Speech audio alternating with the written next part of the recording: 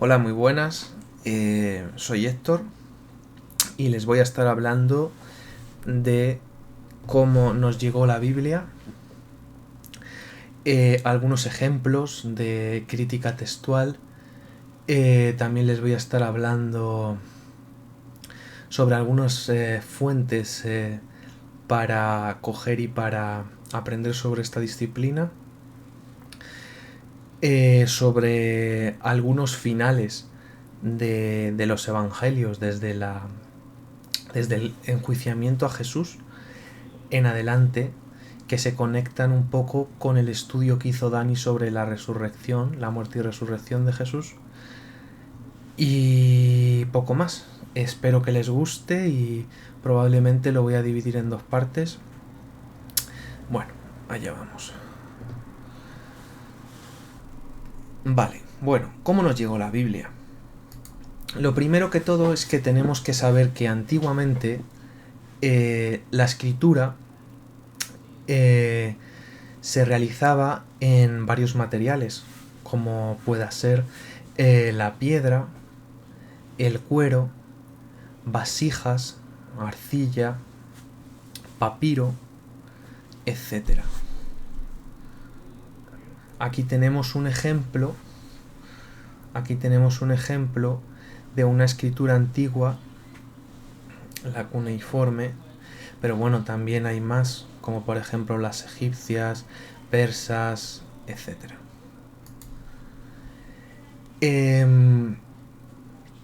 En arcilla, vasijas, jarrones, encontramos muchas cosas.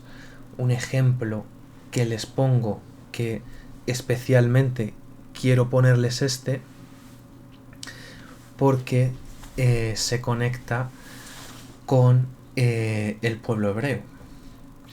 Entonces, este es un ejemplo de una inscripción datada del siglo 600 a.C., antes de la era común, en el cual un oficial, un militar, le dice que si hay algo de vino, enviar lo que fuera. Eso ya no sale. Bueno, se descubrió en los 60 en Tel Arad, ¿vale? Pero no se había visto lo que contenía hasta que recientemente, gracias a la tecnología moderna, se vio qué era lo que contenía. De igual modo, hay óstracas y otros métodos de escritura que eran más baratos, porque el pergamino o la piel del animal era algo muy costoso, ¿vale? Bueno, otro ejemplo serían las cartas de Telemamarna y de muchas otras cosas. En papiros, el que me ha llamado, los que me han llamado la atención, pues se conectan con el pueblo hebreo, son los de Elefantina en Egipto. Pero vamos, papiros se pueden encontrar en muchísimas otras culturas colindantes y no solo estos. Lo interesante de estos es que datan del siglo V o IV, entre el 5 y el 4 antes de Cristo, de la era común, y son de aspectos jurídicos, congregacionales, etc. Si quieren ver un poco más sobre este documento, aquí les dejaré un link donde pueden descargar un libro de los papiros de Elefantina. Por curiosidad, aquí se ha encontrado la Ketubá o proto-Ketubá, documento de matrimonio hebreo de los más antiguos. Luego, sigamos. En cuero.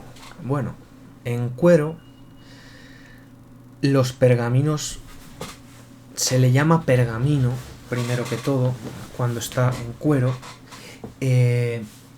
Un papiro es un papel que sale como de unos juncos, que en Egipto era muy prominente, Y vamos a ver ahora el ejemplo de uno de los rollos de los pergaminos más antiguos sobre el profeta Isaías, como ejemplo de un documento hebreo en papiro, en pergamino, en cuero. Y bueno, esto se encontró en las cuevas de alrededor de Qumran. Se postula que probablemente fueron esenios, aunque como con todo, pues hay varias ideas, pero normalmente se cree que muy probablemente eran esenios. Eran ascetas, ¿vale? Se separaban de la civilización para vivir en comunidad, en soledad, por así decirlo. Eran más jaredís o ortodoxos que los mismos fariseos, se dice, y se dedicaban al estudio y observancia de los mandamientos lo máximo posible, ¿vale? Su comunidad era un templo, ellos creían.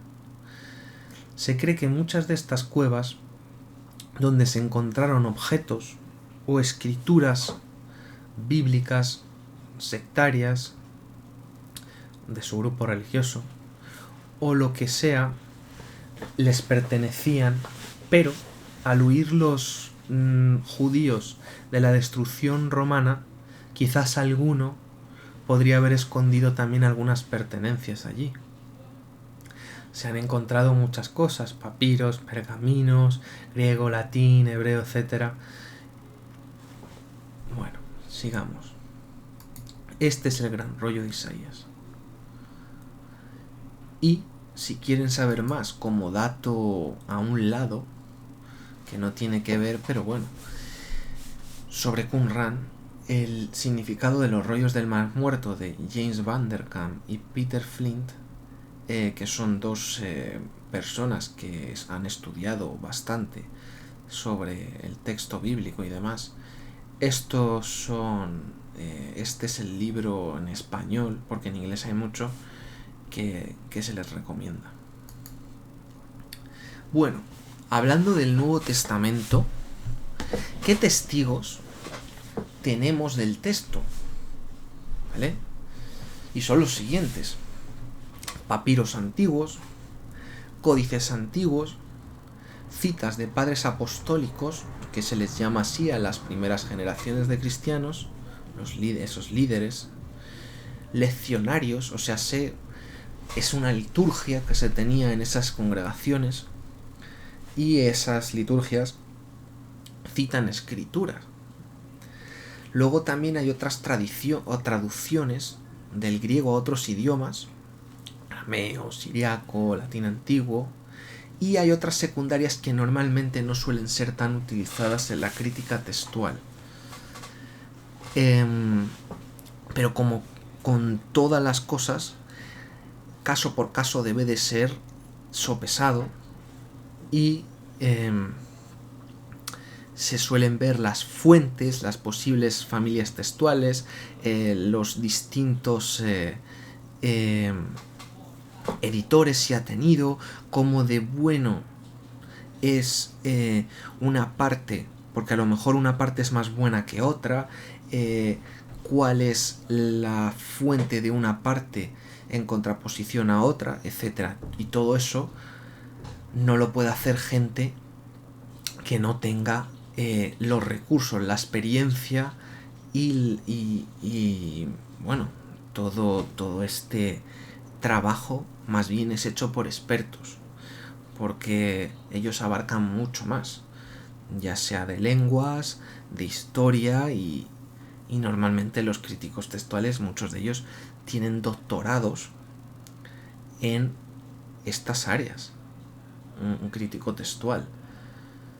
Entonces tiene su complicación. No es tan fácil como ver una variante en una Biblia académico-científica y porque haya una variante o porque esa variante esté en un texto que normalmente sea bueno, ya eso quiere decir mucho, porque caso por caso se suele analizar y luego hay un debate académico de los expertos. Entonces es mejor estudiar lo que ellos dicen, varias posturas, pero no dárnoslas de expertos cuando no lo somos, porque pues podemos equivocarnos.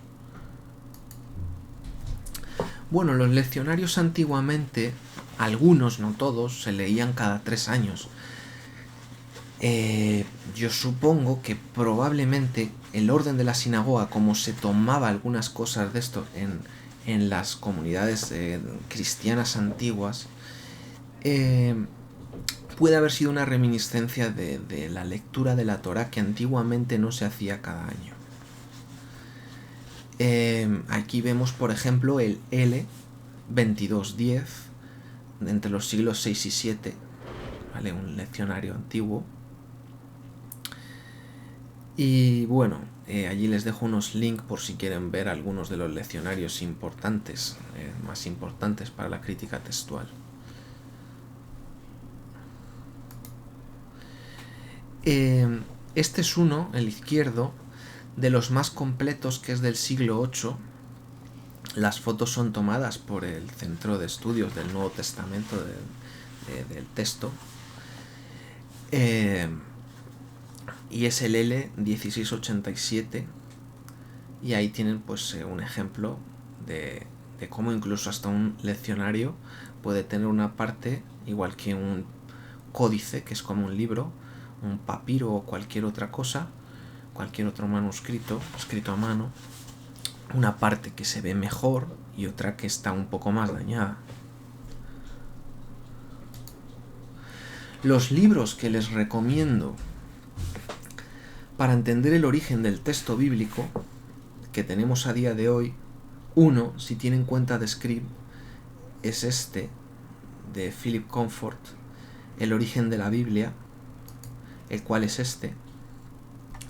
Otro es Introducción a la Biblia, de William Barclay, y otro es La Biblia judía y la Biblia cristiana, que este es un poco más fuerte. De igual modo, si saben otras, si saben inglés en este caso, este libro te explica cómo nos llegó la Biblia, es tanto el Antiguo como el Nuevo Testamento, por así llamarlo, y es de un gran judío mesiánico, un erudito, Tim Heck, que él tiene comentarios a muchos otros libros del Nuevo Testamento, y es digno es uno de los que es digno de ser escuchado. Otro bueno es de Paul Wechsner, que este te introduce, es el viaje de los textos a las traducciones, el origen y desarrollo de la Biblia, ¿vale?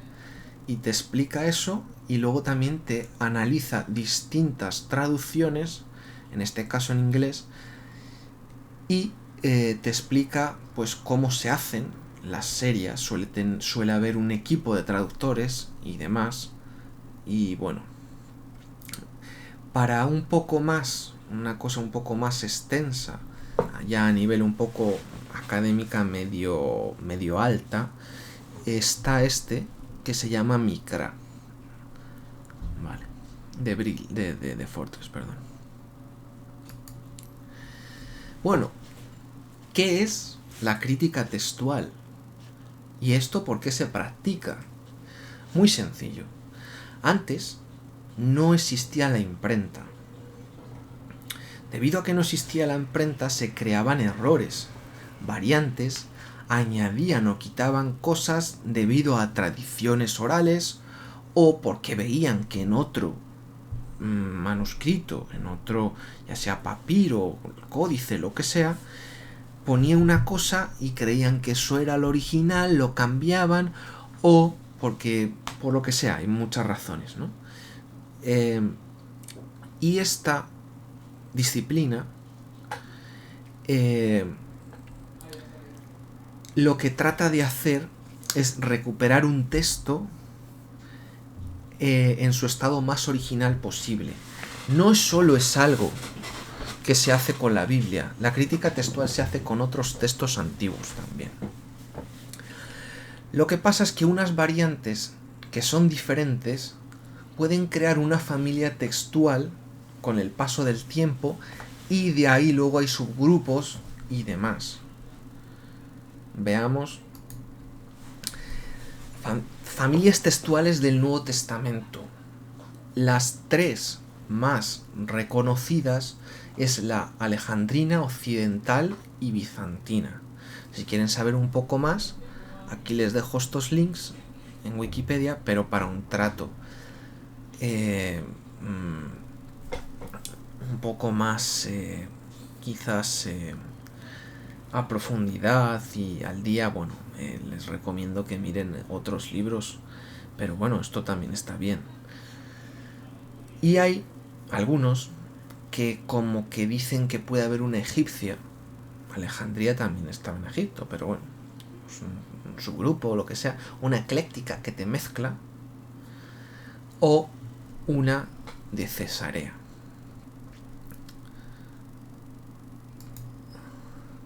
Los libros recomendados sobre el texto del Nuevo Testamento y la crítica textual para entender un poco todo esto son los siguientes.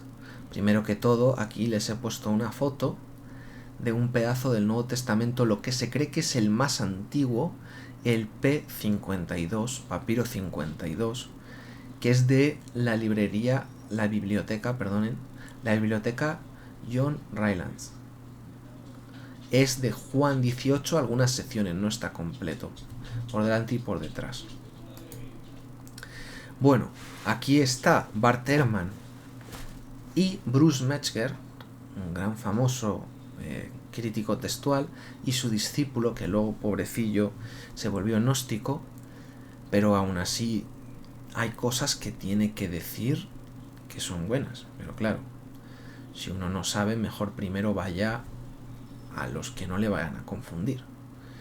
Luego aquí tenemos otro de los Aland, de Kurt y Barbara Aland, que te introducen pues también al texto del Nuevo Testamento, y de Paul Wechner, el mencionado antes, que te introduce a la crítica textual de el Tanaj o Antiguo Testamento y el Nuevo Testamento. De igual manera, Philip Comfort tiene uno, Encountering the Manuscripts, y en español hay un par de ellos, de Joseph O'Callaghan, que era una persona que sabía mucho de estas cosas, y otro de Ernst Walder. Hay un libro que quizás sea de utilidad, pues estos críticos textuales, estos son los editores, Elijah Hixson y Peter Gurry, pero hay más expertos que participan en este libro, es Myths and Mistakes, de el mitos y errores de la crítica textual del Nuevo Testamento. Lo que intentan hacer es, como él bien dijo, es que son mejores las heridas de un amigo, ¿no? Citando, no sé si era Proverbios o no recuerdo, que de alguien que no sea un amigo, ¿no? Porque el amigo te intenta ayudar. Entonces ellos intentan coger y las simplificaciones que se hacen erradamente sobre ciertos textos, ciertos manuscritos, ciertas simplificaciones que a veces es o todo blanco o todo negro. Explican que eso no es así y corrigen unas cuantas cosas para que la disciplina de la crítica textual, en este caso del Nuevo Testamento, florezca y sea mejor. Vale. Y ahora vamos con los finales de los evangelios, desde el juicio de Pilato, y daré algunos ejemplos, ¿vale?, de la crítica textual, primero que todo, les quiero decir que yo esto no me lo he inventado. Yo, como persona no experta, recurro a un experto porque es lo que hay que hacer.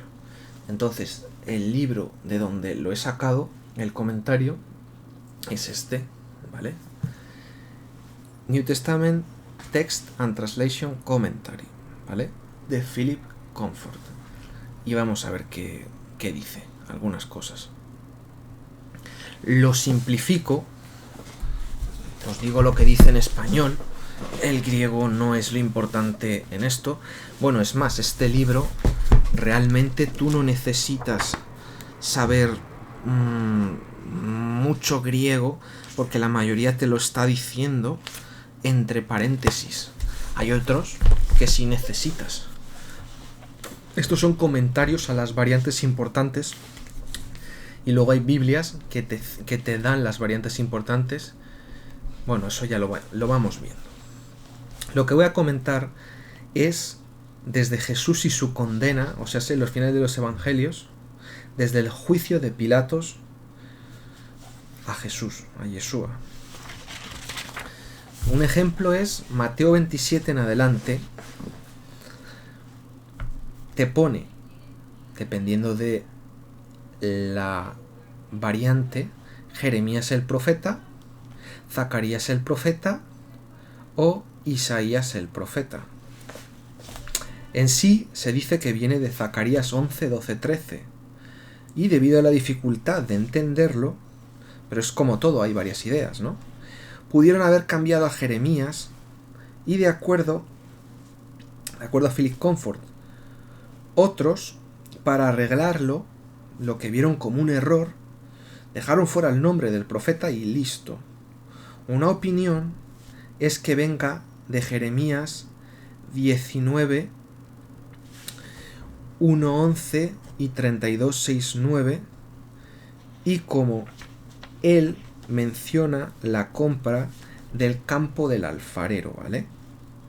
Probablemente refiriéndose a su contexto histórico más que a otra cosa, eso lo digo yo. Jeremías era un profeta mayor. Puso su nombre como representante, de acuerdo a Comfort. Otros, como David Stern, dijeron que al ser Jeremías un libro grande, él o Isaías representaban esa parte del llamado Tanaj, ¿vale? El Antiguo Testamento, lo que es la Torá, los escritos, los profetas. Y como David también, pues representa los escritos.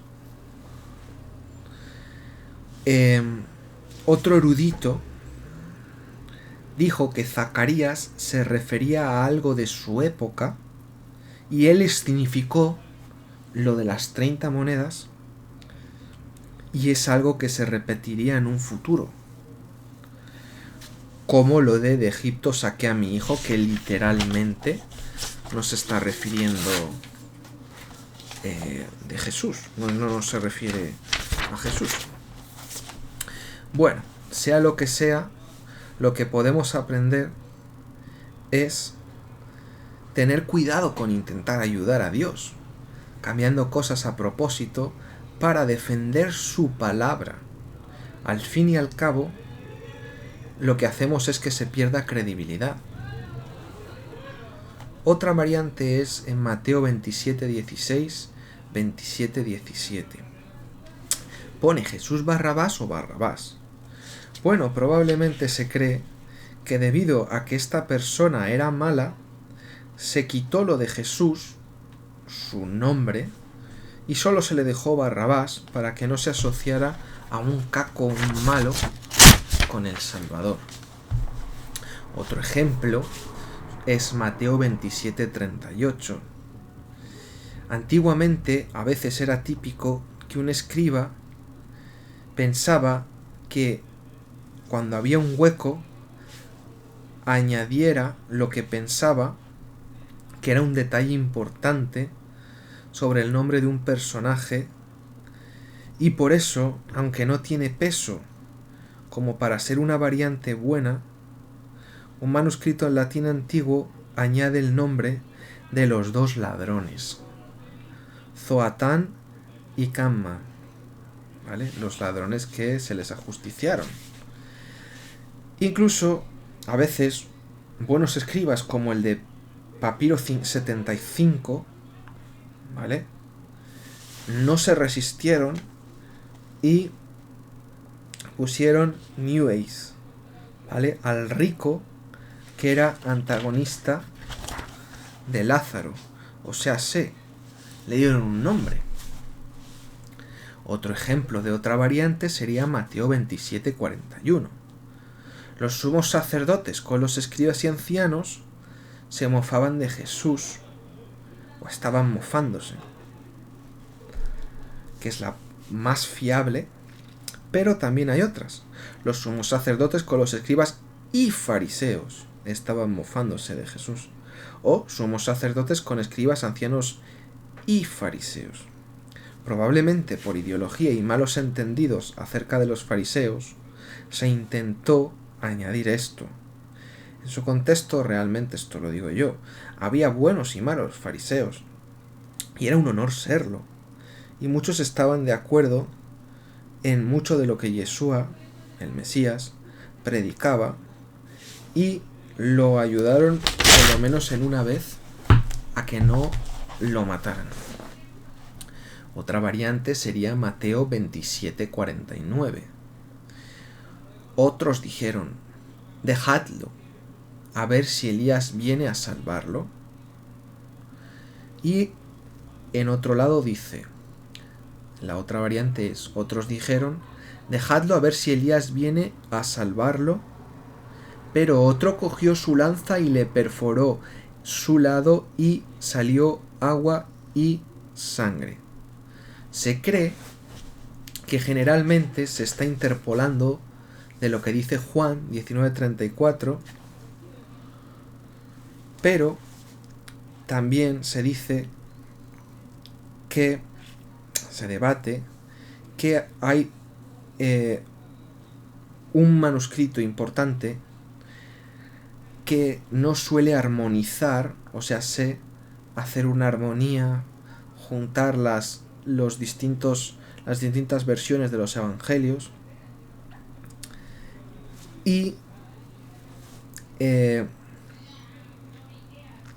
orden cambia, no es una cita literal. Puede ser que quisieran quitarlo porque pone que lo perforaran antes de morir y en otro después de morir. Pueden ser ambos, ¿no? Pero esto un escriba pues lo ve y te crea una variante. Son unas variantes que no son importantísimas, pero bueno, ahí están. La muerte y la resurrección no cambian.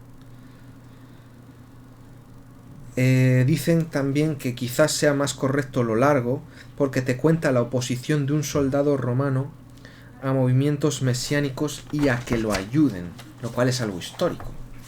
Lo de que le dio con la lanza, que puede ser probable. Otra variante que vamos a ver como ejemplo está en Mateo 27:56. Algunos en vez de Yosef leen Yosé. Algunos creen que eso puede ser un protocatolicismo, por así llamarlo, en el sentido de que María hubiera sido virgen hasta la muerte, haber cambiado el nombre por eso, para que no se pudiera pensar que Jesús había tenido un hermano llamado José. Bueno.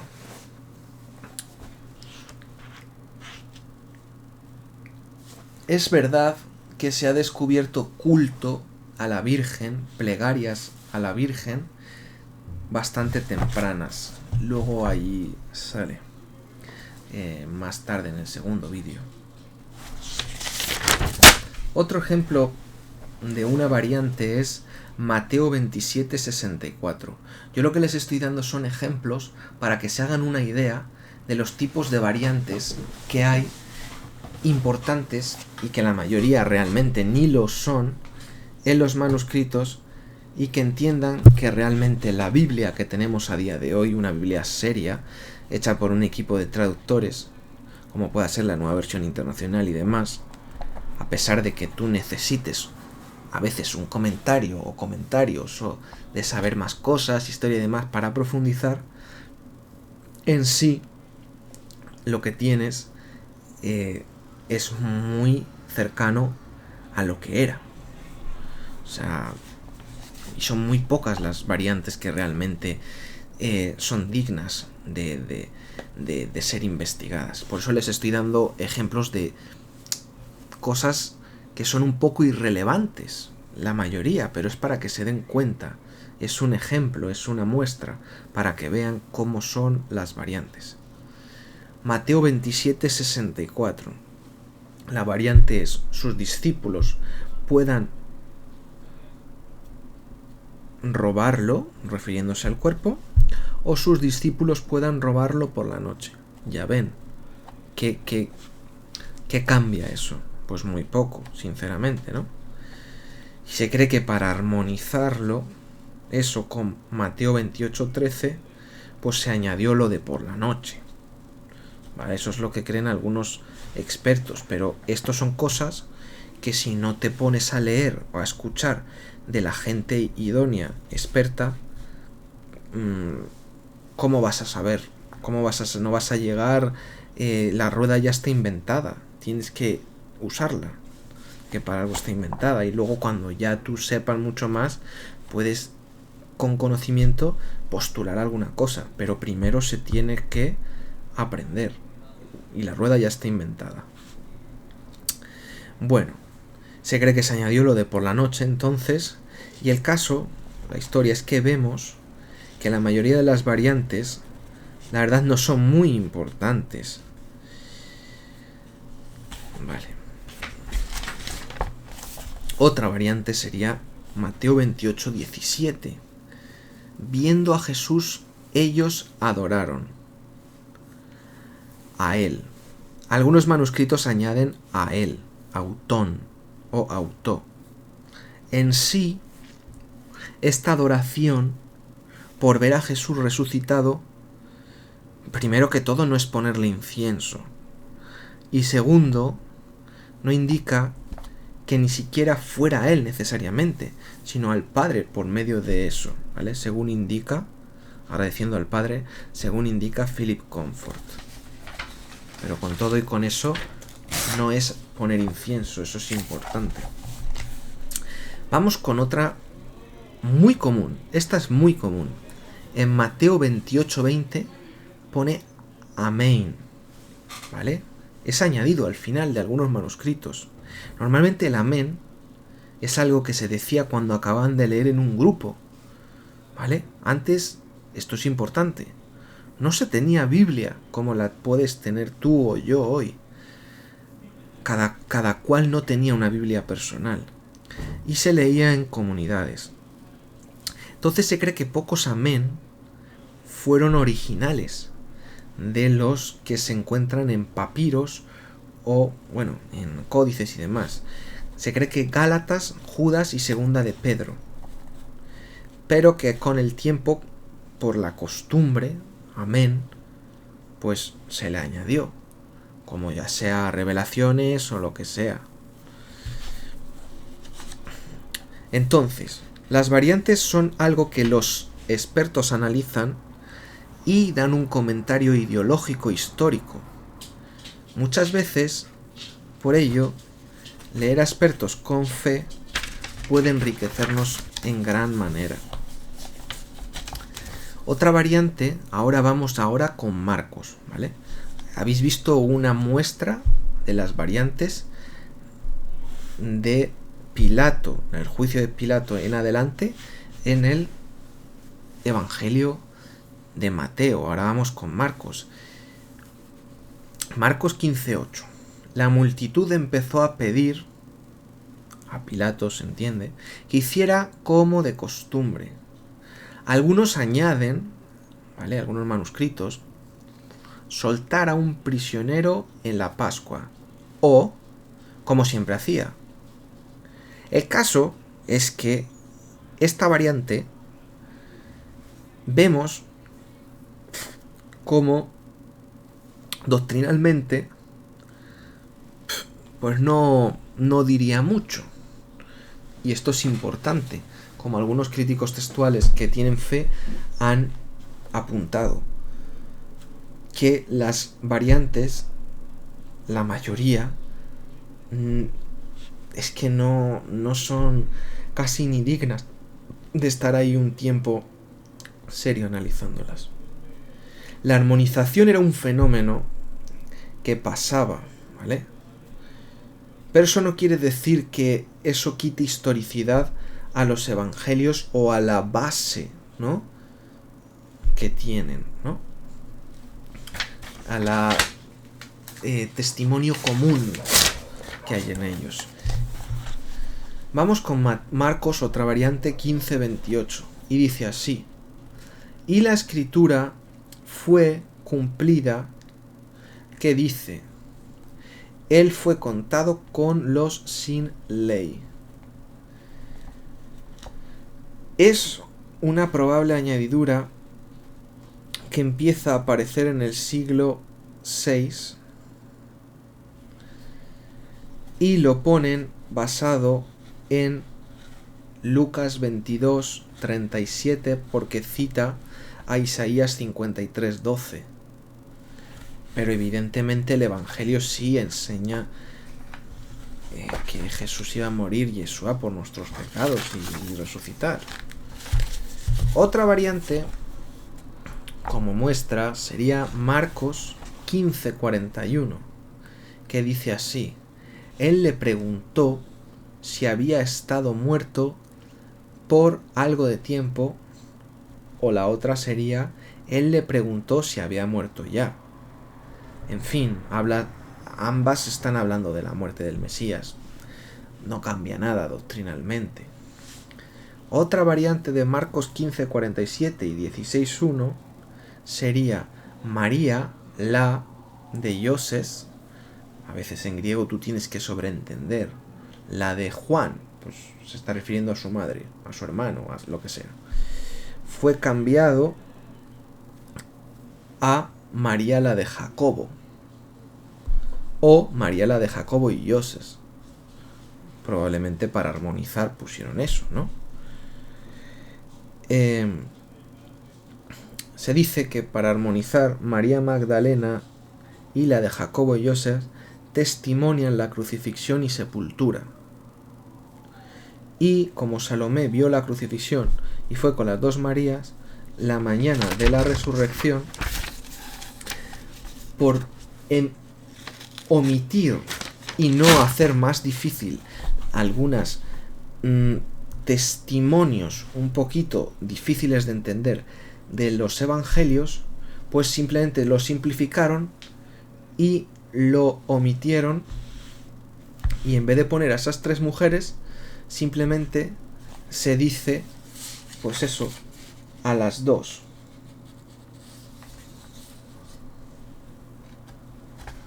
Marcos 16:7 es otro ejemplo. Con todo, si quieren seguirme, lo suyo sería que tuvieran una Biblia al lado. Marcos 16:7, un ejemplo de la variante sería como él te dijo, y otros ponen como yo te dije. En vez de decir que los ángeles hablaban, era Jesús el que hablaba. Bueno, en fin, ese es el tipo de variante, ¿vale? Y se encuentra en uno de los códices que suele añadir explicaciones, en vez de como él te dije, como yo te dije, como es el códice Beza, que en algunas cosas los expertos realmente lo consideran un poco malo, el Códice Beza. El final de Marcos. Bueno, hay 5 finales. Hay un debate sobre qué finales no son y cuáles puedan haber sido. Y algunos creen que el Evangelio acaba en el 16:8, pues es el más atestiguado. También padres de la Iglesia antiguos como Clemente, Origen, Cipriano, Cirilio de Jerusalén no muestran conocimiento de un final más largo. Y otras versiones no primarias como la siriaca, copta, armenia, georgiana, etc., apoyan esta interpretación de que acaba en el 16:8.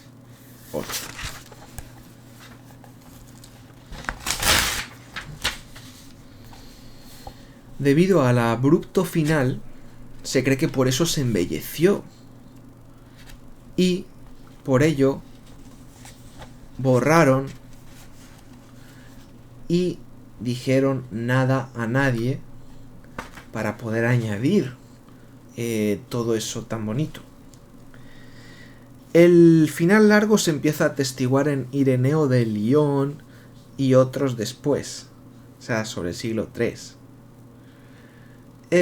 Jerónimo habló de que este final largo existía,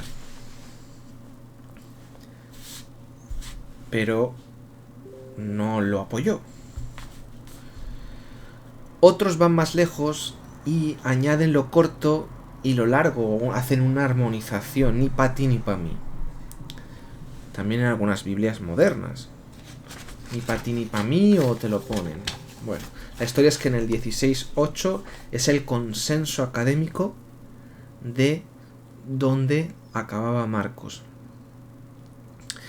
Bueno, una cosa que quizás no tenga que ver, pero por como una nota, no podemos usar Marcos 16:16 para decir que si no crees y te sumerges, no te salvas. Como tampoco se puede decir que si no manipulas serpientes, o no hablas en lenguas, o no haces milagros, o cualquier otra cosa, no eres salvo. Eso no son normas de nada. Si Dios de repente hace un milagro en un momento, lo que sea, estupendo. Pero no son normas. Bueno, algunos que quieren defender, por lo que sea, el final largo, dicen que bueno, que quizás estaba en un códice, que es como un libro, y las páginas finales pues se perdieron. Ahora vamos con Lucas. Algunos finales, en este caso, vamos con Lucas. El 23:2 pone: descarriando a nuestra nación,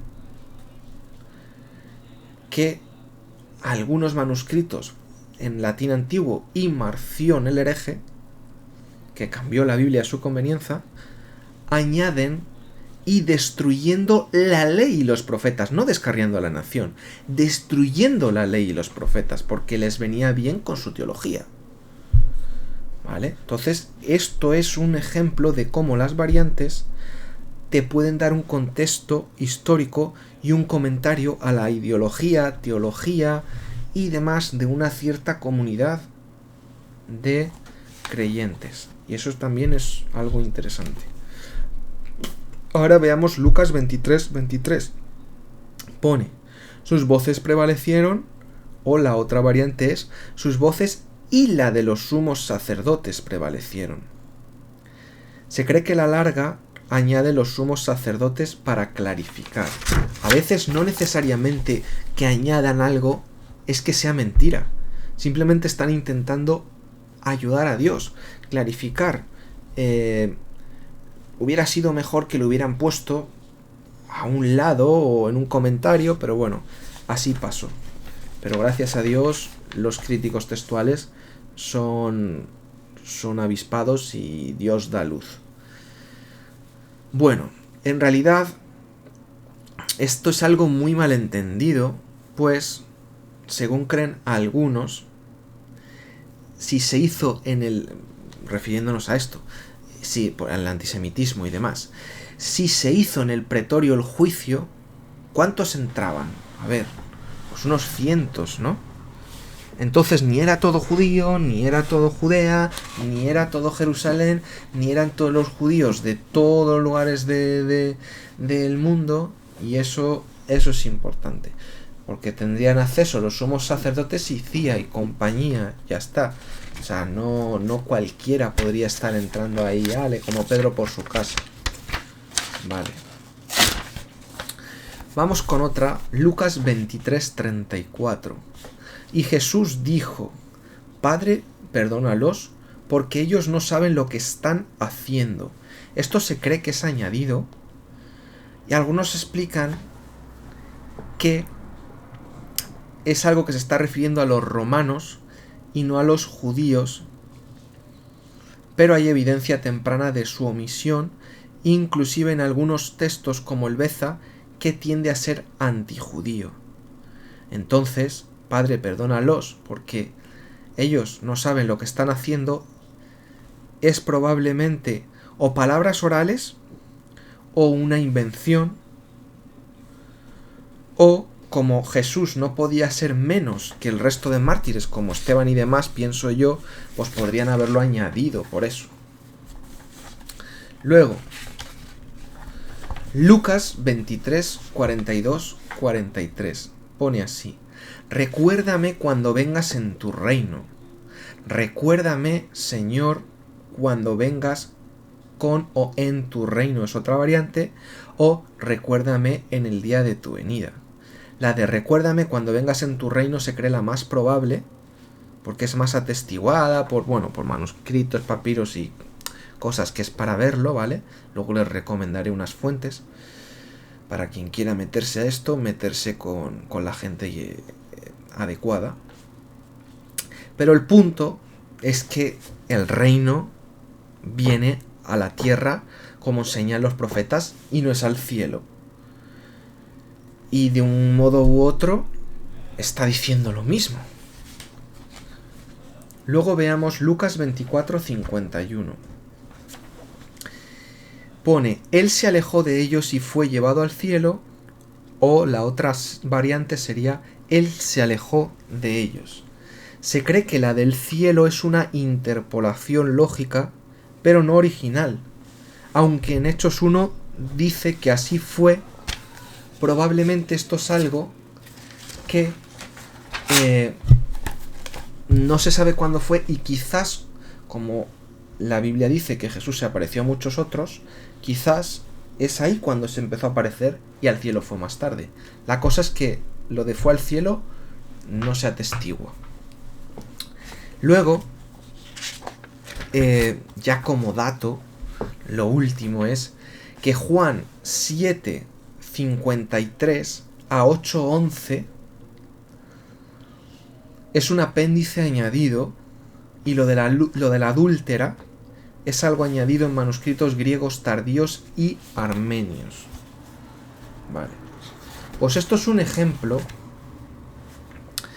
de lo que uno se puede encontrar en la crítica textual del Nuevo Testamento, como la mayoría de variantes son insignificantes. Las bases de nuestra fe no son movidas. Como bien dijo un crítico textual, Bart Ehrman, él concedió que las doctrinas básicas no son cambiadas, ¿vale? Y probablemente sea alrededor de un 1% las que son dignas de ver, a ver qué hay, si tiene peso, si no, y si no cambian doctrinas realmente importantes, porque qué más dará que el número de la bestia puede haber sido 616, si no 666, pues no cambia ninguna doctrina. Y con todo y con eso, algunos expertos dicen que podría haber sido 2, porque en griego se dijera de una cosa, Nerón César, y o sea, que podrían haber sido las 2. Hay una explicación para eso, pero bueno, seguimos. Algunos de los manuscritos y papiros más antiguos que hay del Nuevo Testamento es la colección Budmer, Chester Beatty, en Irlanda, Dublín, John Ryland, algunos Budmer también están en el Chester Beatty, en Irlanda, John Ryland, el Vaticanus, Sinaiticus, Efraemi, Alejandrino, estos 4 son códices, libros, por así decirlo. Bueno, aquí vemos los papiros Budmer descubiertos en Egipto, uno de ellos, por ejemplo. Para más pueden pinchar aquí luego en el PDF, y si quieren saber más, aquí hay un libro sobre la historia de estos papiros. Luego Chester Beatty, también con procedencia egipcia, no se sabe el lugar exacto a veces porque estas cosas están en el mercado negro. Entonces, los pueden descargar aquí, ¿vale? Y aquí tienen pues un poco de información si quieren saber más. Luego los papiros John Ryland es una gran colección de papiros en distintas lenguas, y también pueden descargarlos aquí, el volumen 1, 2, 3 y 4, si no todos, la mayoría. Luego, aquí como ejemplo les he puesto el papiro 470 de esta colección, que es una oración antigua dirigida a la Virgen María, como curiosidad. Luego aquí tenemos el Sinaiticus, que es un manuscrito uncial, o sea, como con letras mayúsculas, del siglo IV, en griego. Se dice que fue encontrado por Constantin von Tischendorf en el monasterio de Egipto, ¿vale? Que se iba a quemar, pero algunos, dudan, no saben si eso sea cierto, pero dudan, pero bueno. El manuscrito y transcripción de este se pueden ver aquí. Si queréis saber un poco la historia, pues aquí podéis pinchar luego en el PDF.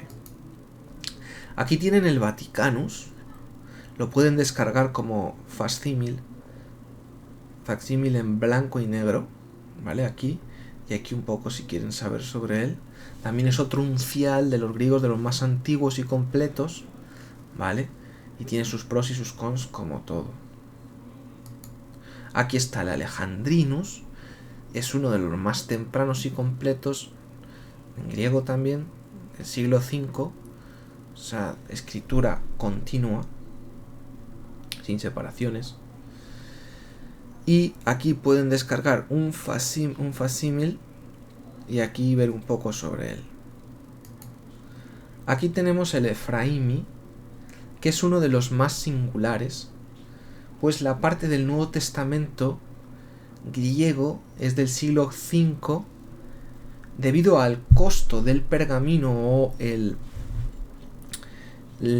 cuero, por así decirlo, el cuero, la piel de animal.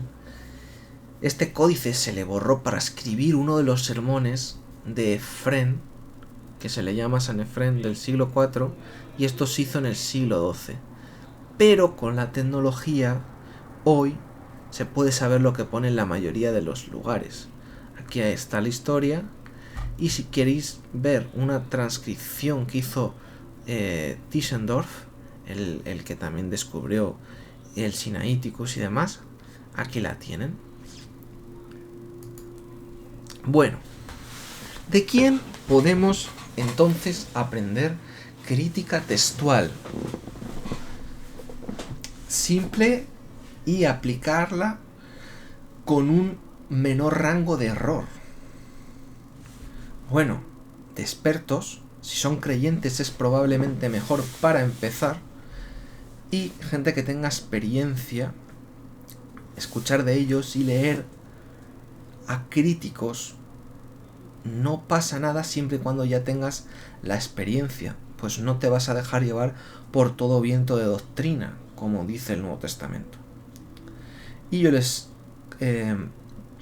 enseño unos cuantos libros por si quieren ver comentarios sobre las variantes y demás. Aquí tienen la Net Bible la cual les recomiendo, y la segunda edición, la edición con notas completas, full notes. Y bueno, pues aquí por ejemplo tienen un ejemplo.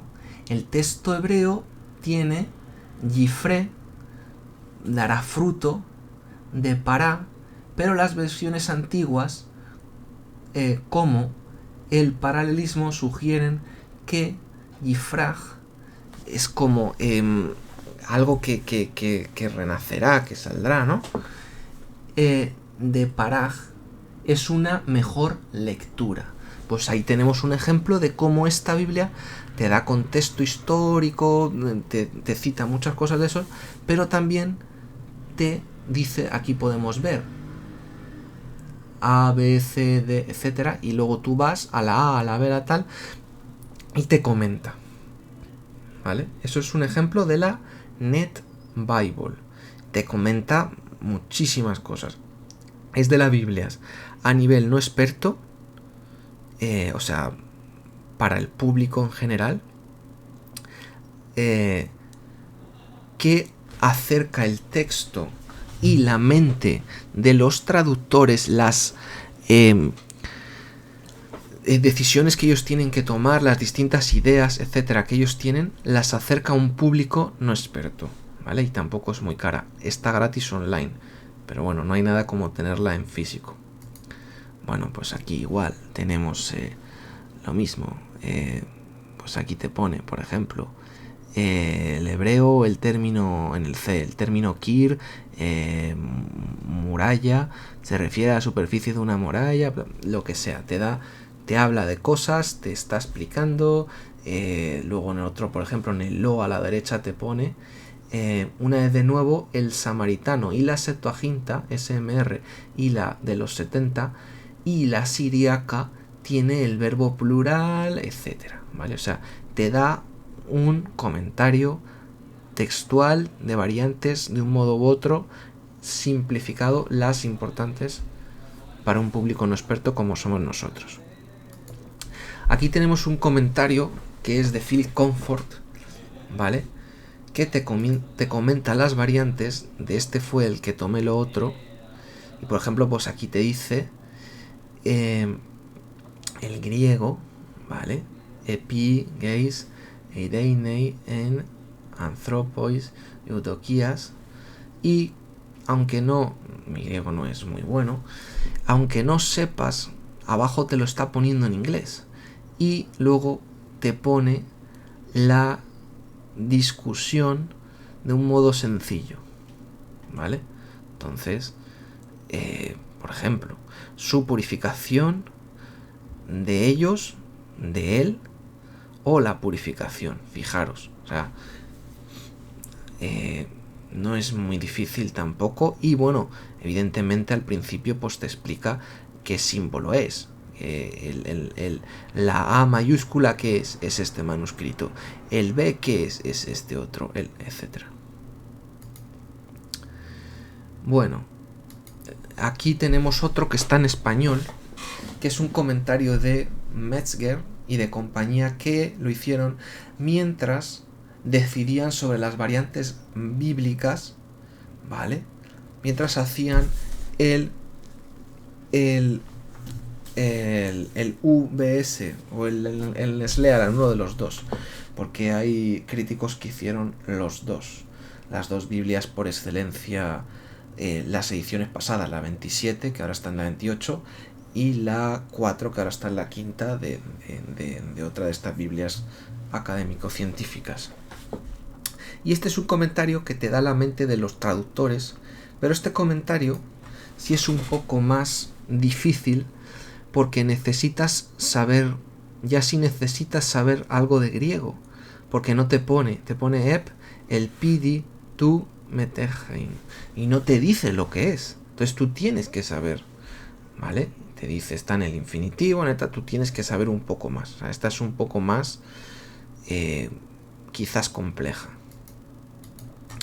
Luego tenemos otra, que es como el del Metzger, que acabamos de ver, y el otro, de Phil Comfort, pero que en este caso es al griego, nada más. O sea, no te está comentando ni el siriaco ni ninguna otra. Te va al griego y te lo comenta, ¿vale? Luego hay otra, que esta todavía no la han acabado, pero va a ser de las más extensas, enciclopédicas, que se llama Editio Critica Maior. A esta le tienen que agregar más volúmenes, es cara, pero es una calidad máxima, por así decirlo. Bueno, esto lo que ofrece es, para la investigación académica, el texto que intenta reconstruir lo original, el texto original del Nuevo Testamento, ¿vale?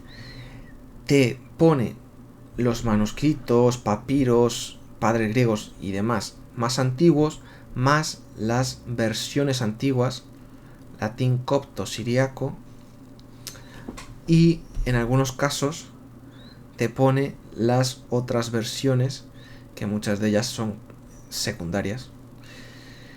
Bueno, tiene descripciones de los manuscritos del Nuevo Testamento, te definen su carácter textual a la luz de los testimonios, y la configuración de los manuscritos y grupos de manuscritos están basados en su papel en el desarrollo del texto. Y luego tiene, que es lo más importante para gente no experta y para expertos incluso a veces, saber qué dicen otros es importante. Un comentario textual examina los pasajes donde hay dificultades en la tradición textual. Se pueden imaginar que este comentario vale oro. Bueno, un poco, si quieren tener los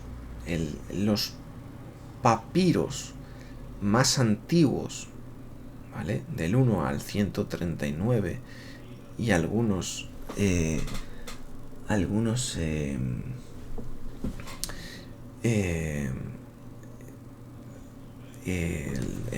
letra grande, sí, de mayúsculos de estos unciales. Aquí tienen esto, te da una pequeña, algunas fotografías, no mucha, te data los manuscritos, te da una pequeña introducción y luego los tienes. Luego aquí tienes Biblias científicas. Esta es la de Tyndale Cambridge, ¿vale? Que es una relativamente más nueva, con un aparato textual un poco más sencillo. Luego está la VS Quinta, que es la hermana de la Nestle Aland. Metzger hizo la cuarta y la Nestle Aland 27, que ahora está en la 28. Esto está en español también, español griego y diccionario. Aquí tenemos otra, que es del SBL, la Sociedad Bíblica de la Literatura Bíblica, con texto alejandrino, aparato textual y distintas variantes. O sea, varían en 500 o así lugares. O sea, siempre es bueno ver cuáles son las opiniones de unos eruditos y de otros. Y aquí está otra, que es la Novum Testamentum Grace, o sea, la Nestle Aland, que en este caso es la 28, la edición siguiente a la que Metzger y Aland hicieron. Esta también la tienes en español, pero ahora la tienes como en, creo que en otra edición distinta. Bueno, les voy a enseñar cómo es por dentro la VS, ¿vale? La de las sociedades bíblicas americanas, si mal no recuerdo. Esta es la americana y esta es la Nestle Aland, la alemana. Bueno, miren, por ejemplo, cómo es, ¿vale? Esto es la Biblia y aquí dentro pues está el texto y luego las variantes y el texto. Bueno, evidentemente hay una introducción, te dice pues los manuscritos, etcétera, te lo explica para que puedas entender de qué va. Y nada, para que sepan cómo es una Biblia. Evidentemente esto requiere de un nivel de griego mucho más elevado que leer la Nesleal, que leer, perdón, la Net, o que leer el comentario de Philip Comfort. Pero bueno, para su conocimiento se lo enseño. Bueno,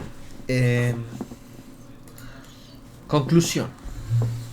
Bueno, primero que todo podemos confiar en el texto del Nuevo Testamento que tenemos.